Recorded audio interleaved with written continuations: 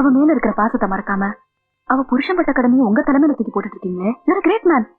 உங்களை நான் வேற எப்படி கூப்பிடுறது? wish you all the best.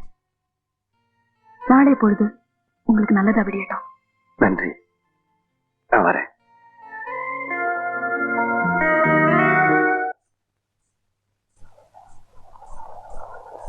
இந்த பாரு, எதிர்த்த வீட்டுல ஆண்டி இருப்பாங்க, போய் விளையாடு, ஓடு.